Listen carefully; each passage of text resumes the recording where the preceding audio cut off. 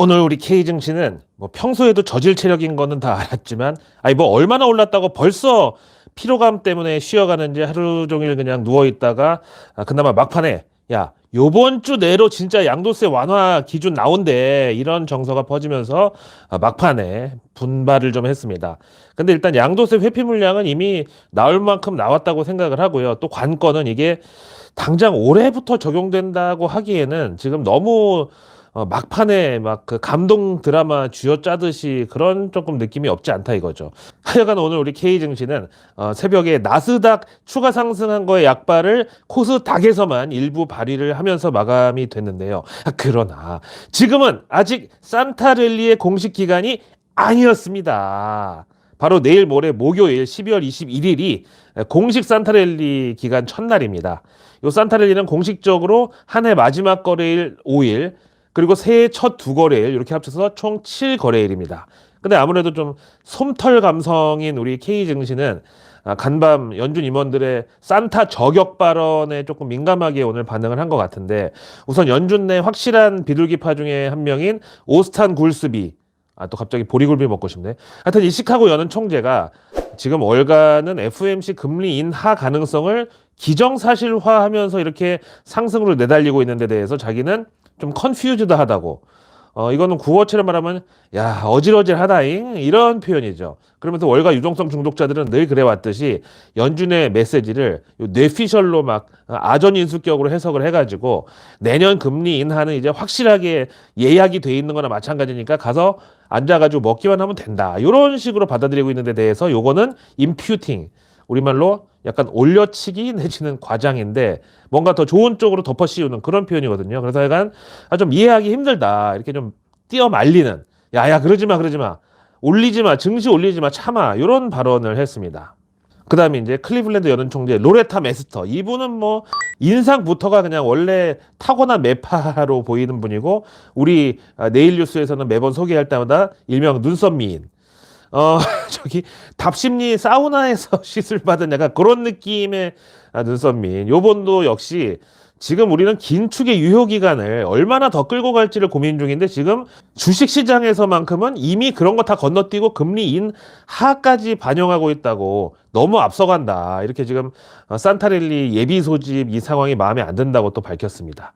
사실 지난 FOMC 이후 뉴욕 증시가 쭉 내달리고 있는데, 아무래도 이게 제롬 파월 연준 의장 그 특유의 약간 우유부단한 스탠스 때문에 이제 월가가 상상 임신을 해버린 것 같다고, 지금 그 FOMC 이후로는 지난 금요일 존 윌리엄스 뉴욕 연은 총재, 이분이 이제 사실상 연준 내 서열 3위죠.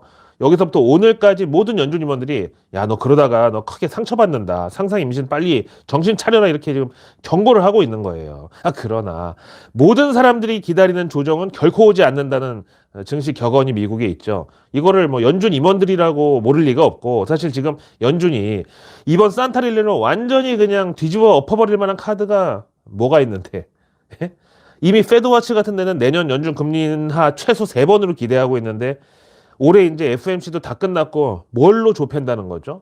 그리고 그런 시도를 한다고 한들 바이든이 가만히 있겠습니까? 지금의 뭐 산타랠리 어떻게 보면 올해는 조기 시동 걸렸다가 일찍 조기 마감도 할 수는 있겠지만, 하여튼 내년 대선 앞두고 이제 온 가족이 모여 앉는 크리스마스 연휴 때, 연말 때, 그때 아빠가 야 올해 정말 내 월급만 빼고 다 올라가는 그런 힘든 해였는데 그나마 아빠는 주식이 좀 올라가지고 숨통이 좀 트였다, 니네 뭐 갖고 싶은 거 없니? 지금 이 고금리도 내년에는 다시 좀 떨어진다니까 아빠 이제 현직에 있을 때 공부든 뭐든 다 시켜줄 테니까 염려 말아라. 그럼 가족들도 행복하게 훈훈하게 연말 연시를 보낼 거 아니겠어요. 그럼 당연히 현 정부에 대한 호감도도 올라가는 거고, 지금 이렇게 자기 지지율을 올리는 게 절실한 사람이 바이든인데 그걸 연준이 나서서 밥상 뒤집어 엎게 망치게 그걸 놔둔다고요?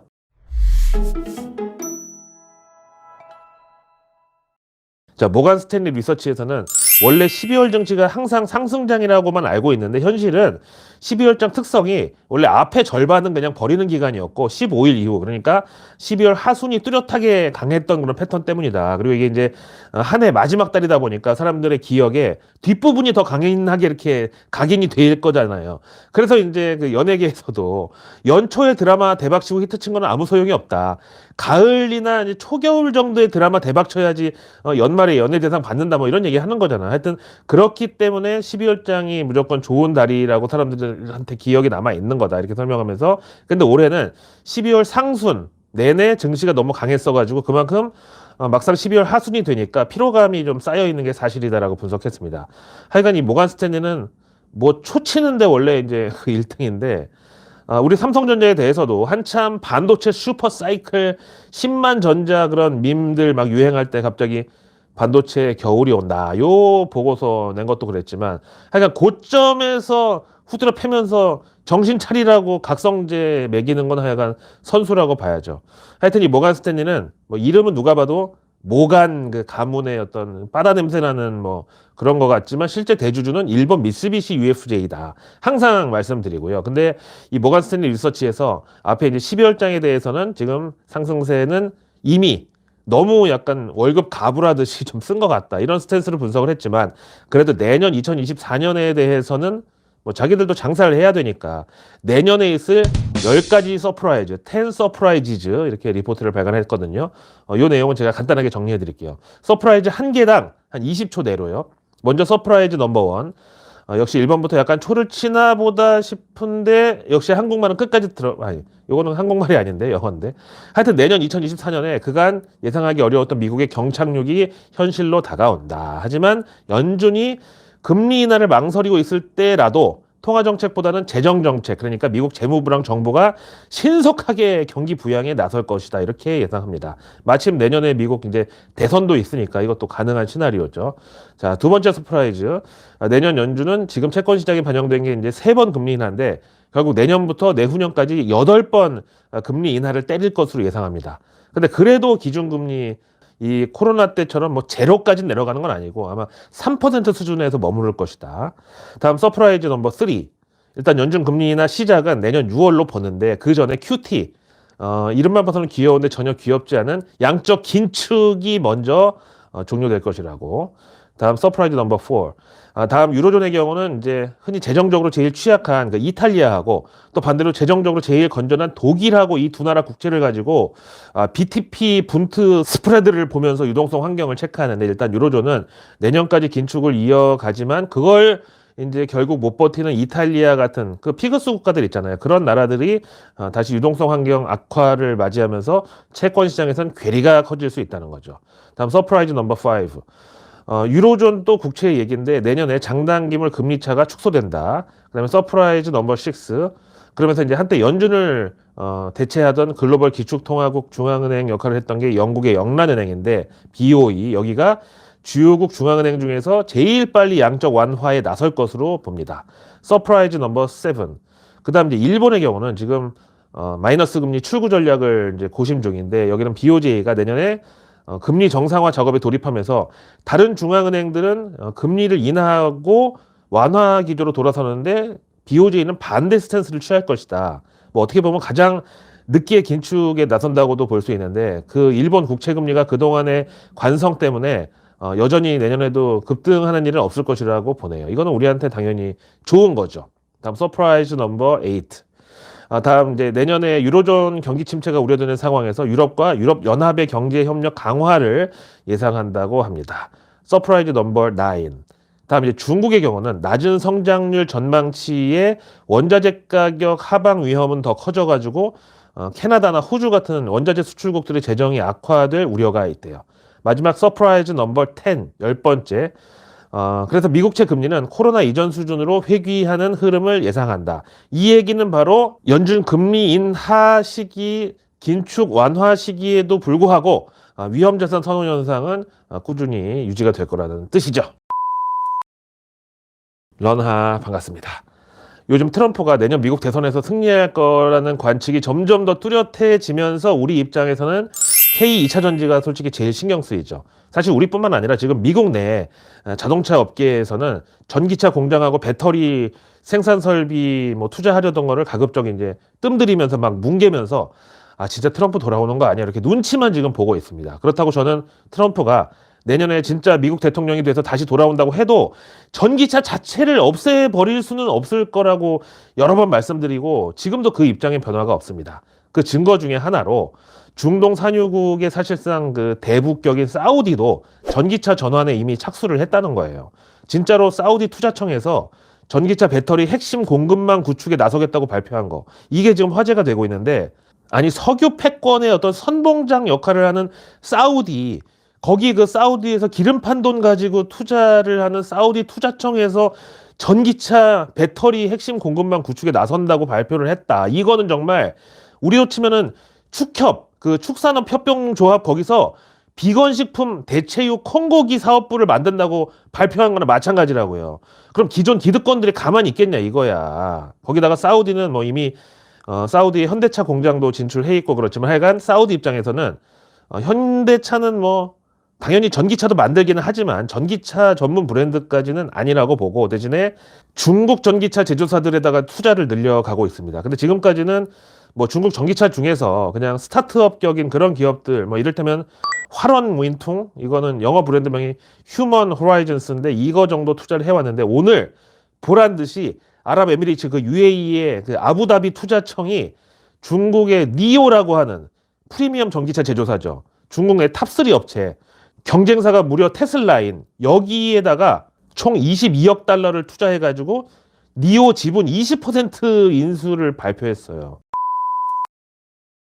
아니 중동 산유국이 뭐 워낙 돈질하는 거야 뭐 화끈하게 하는데 그런 게 뭐 하루 이틀 일은 아니지만 22억 달러면 우리 돈으로 3조 원인데 그걸 중국 개별 기업 하나에다가 때려박을 정도면은 이제 정말 중동에서 사우디가 서울이면은 UAE가 부산이란 말이야. 근데 그런 아랍에미리트를 필두로 이제 산유국도 전기차 시장에는 뛰어든다 이런 증거죠. 근데 문제는 이제 이 중동 산유국들의 국부 펀드나 이런 데서 이제 우리 현대차, 기아 그리고 뭐 KG 모빌리티 이런 데도 당연히 다 투자를 하고는 있긴 한데 여기서 만약에 신규로 전기차 투자에 자산 배분을 할당한다고 그러면 당연히 전기차 전용 제조사 그런 자동차 브랜드로 투자금이 에셋 얼로케이션이 되지 여기서 뭐 우리 현대차, 기아 전기차 만든다고 해서 추가 지분 투자는 조금 후순위가 될 수밖에 없다 이거죠.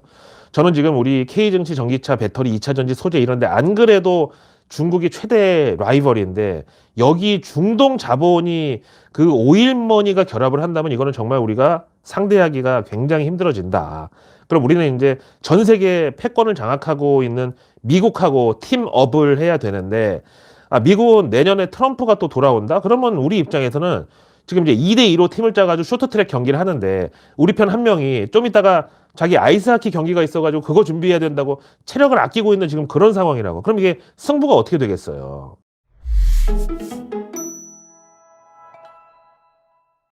그 와중에 오늘 우리 K증시에서 또 이제 특징적으로 보였던 게 LG 디스플레이.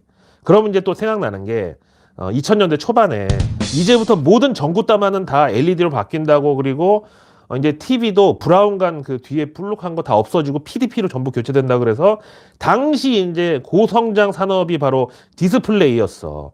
디스플레이 하면은 이제 우리 K증시에서 아예 종목명에 디스플레이가 박혀 있는 LG 디스플레이가 대장주였죠.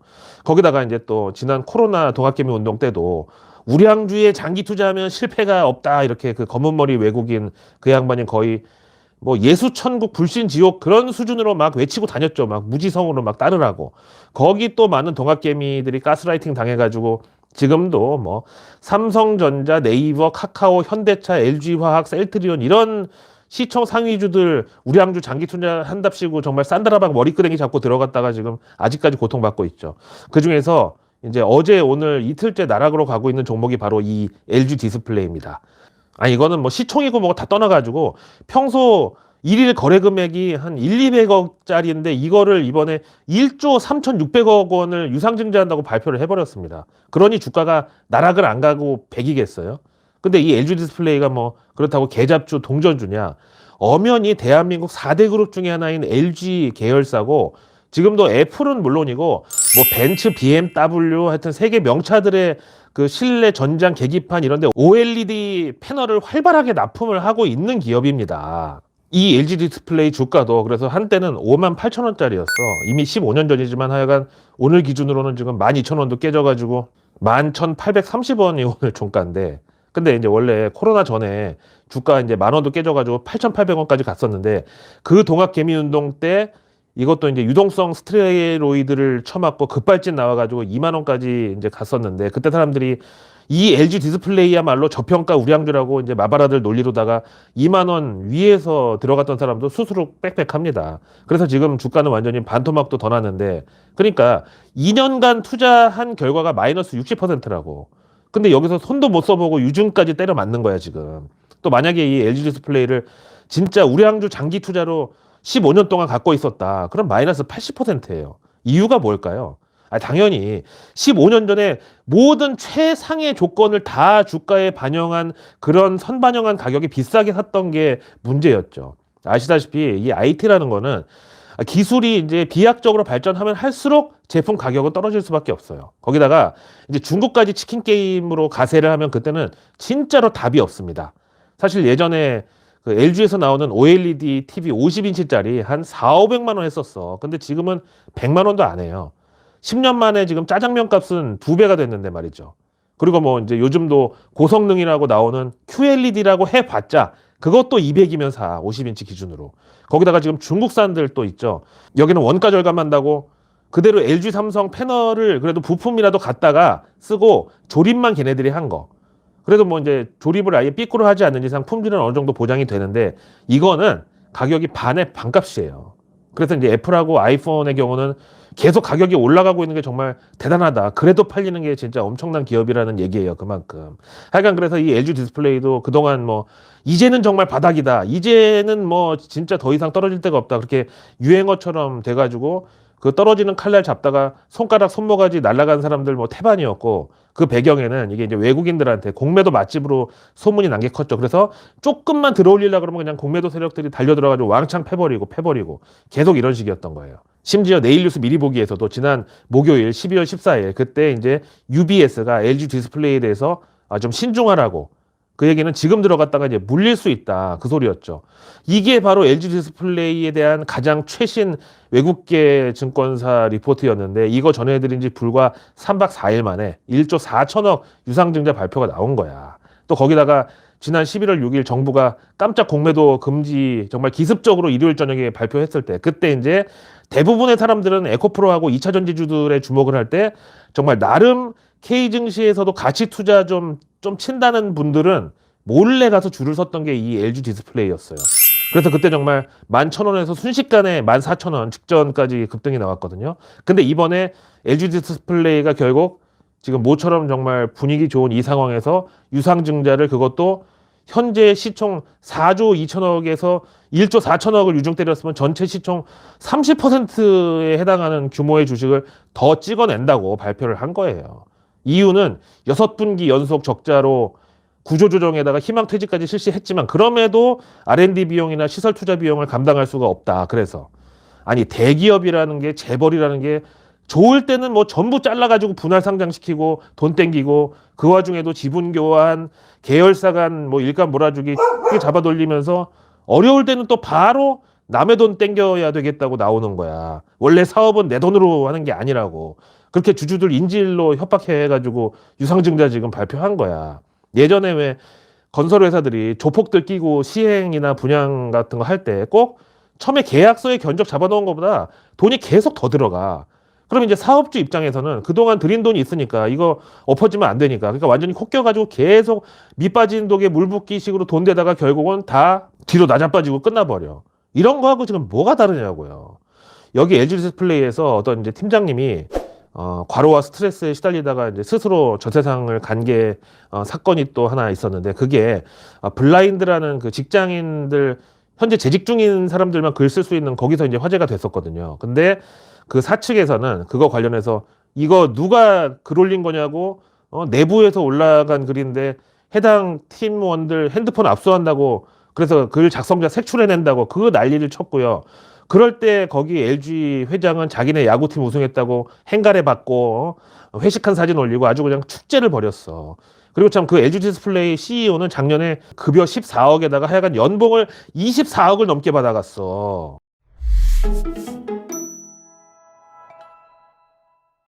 자, 오늘의 외국계 리포트는 앞에 이제 10만전자 얘기했지만 정말 어쩌다가 정말로 국민 한숨 주식이 돼버린 삼성전자에 대해서 먼저 현지 시간 일요일 날 뭐가 그렇게 급했는지 골드만삭스가 목표가를 93,000원. 이게 이제 직접 목표가인데 사실 이것도 지금으로 봐서는 넘사벽인데 이거를 이번에 95,000원으로 상향을 했습니다. 그 근거로는 4분기에 D램 반도체 영업이익이 마침내 1년 만에 흑자 전환할 것이라는 점을 들었고, 다음 그 인공지능 반도체라고 불리는 HBM도 역시 삼성전자 현재 주가를 보면은 이게 너무 저평가되어 있다 이렇게 설명을 했죠. 그런데 오늘 UBS가 또 삼성전자에 대해서 목표가를 10만 원으로 제시하고 진짜 이제 10만 전자 간다. 투자 의견은 당연히 매수로 콜했습니다. 올해 1년 내내 이 삼성전자 정말 주가는 69전자, 74전자 사이에서 피스톤 운동 연락에 하다가 드디어 내년에야말로 10만 전자로 복귀하는 건가. 지금 여기서 또 헷갈리는 게, 근데 정말 그 10만 전자를 가는 과정에서 내 본전만 오면 진짜 뒤도 안 돌아보고 이거 싹 팔아버리고 다시는 쳐다도 안 보겠다는 분들도 제 주변에도 지금 수두룩한데, 이게 또 사람 마음이 또 참 그런 게, 막상 그러다가 9만 전자 단숨에 뚫고 10만 전자 근처까지 가면 이걸 또 털기가 힘들어. 더 갈 것 같거든. 그렇다고 눈 딱 감고 에이 팔아버리자고 이거 빼면은 그걸 또 외국인 기관이 낼름 받아먹고 막 20만 전자까지 쳐올릴까봐, 들어올릴까봐, 이게 또 돌아버리는 시나리오죠. 자, 그 다음 이 UBS에서는 또 삼성 전기 목표가 역시 기존 16만 2천 원에서 이번에 19만 원으로 대폭 업그레이드하고 투자 의견은 당연히 매수로 콜했는데요. 그 이유는 이제 MLCC 적층 세라믹 콘덴서, 이게 삼성전기의 주력 제품인데 이거 마진이 내년 2024년부터 본격적으로 회복이 될 것이라고 이렇게 밝혔습니다. 다음 노무라 증권이 현대제철 목표가를 기존 3만 4천 원에서 이번에 3만 5천 원으로 올리고 투자 의견은 중립. 그리고 HSBC가 참 이것도 애증의 종목인데 NC소프트에 대해서 글로벌 게이머들을 끌어들이기 위한 신작 게임들의 혁신에 있어서 보다 명확한 시그널이 필요해 보인다. 이 얘기는 이제 아직까지는 그런 게 안 보인다는 소리지. 그래서 투자 의견을 기존 매수해서 이번에 보유로 깎아버리고 목표가는 심지어 40만 원을 27만 원으로 30% 넘게 후려쳤습니다. 그래서 내일 뉴스는 내일 보면 너무너무 늦습니다. 구독과 알림 설정, 그리고 주변에 소중한 분들께 이 내일 뉴스 미리 보기를 공유해 주세요. 그럼 제가 매일 저녁 아직 나오지 않은 오늘 뉴스도 아닌 내일의 뉴스를 여러분들의 안방으로 직접 배달해 드립니다. 자, 내일은 한 주의 딱 중간인 수요일입니다. 이제 내일은 공식 산타랠리 기간의 D-1일 되는 바로 전날이고, 이제 내일 포함해서 우리 2023년 K 증시도 딱 6거래일이 남게 됩니다. 자, 내일 정부에서는 2023 디지털 수출 활성화 간담회를 개최하는데, 여기 핵심 테마는 바로 AI, 클라우드, AR, VR, 사이버 보안 소프트웨어 이렇게 됩니다. 그리고 내일 마침 과기부가 보도자료를 내는데 제목이 실질적인 사이버 보안 인재 양성에 주력한다, 이겁니다. 다음 내일 정부의 산업기술보호위원회가 개최되는데, 요즘 마침 삼성전자를 비롯해서 IT 업체들 산업 스파이들 때문에 막 난리죠. 이것도 역시 사이버 보안, 이쪽이 증시에서 주인공이고, 또 지능형 CCTV도 역시 해당되죠. 다음 내일 산업부는 사용 후 배터리 전주기 표준화 본격 추진, 이거 발표 예정인데 증시에서는 그거 폐배터리 재활용.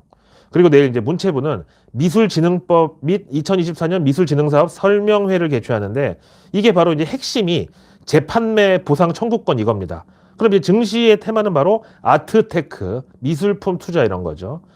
이어서 내일 수요일 경제지표는 2022년 육아휴직 통계, 이거는 이제 저출생, 출산 장려 이쪽. 그리고 내일 2023 북한의 주요 통계 지표가 공개되는데, 북한이 요즘 보면은 이번 겨울나기가 정말 만만치 않은 것 같은지 진짜 계속 청구서를 로켓에 담아가지고 날리고 있습니다. 요거는 증시에서 DMZ 평화공원 요 정도.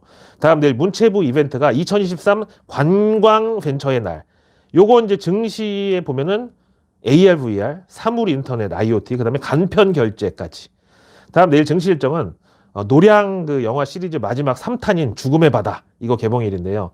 당연히 이제 마지막에 제일 화려하게 이순신 장군님 그 전장에서 직접 그 화살을 맞고도 나의 죽음을 적 놈들에게 알리지 말라, 이제 이 명대사가 나올 텐데요. 요거 배급사는 롯데 엔터테인먼트고, 그 롯데 엔터테인먼트 대주주는 롯데 쇼핑이죠.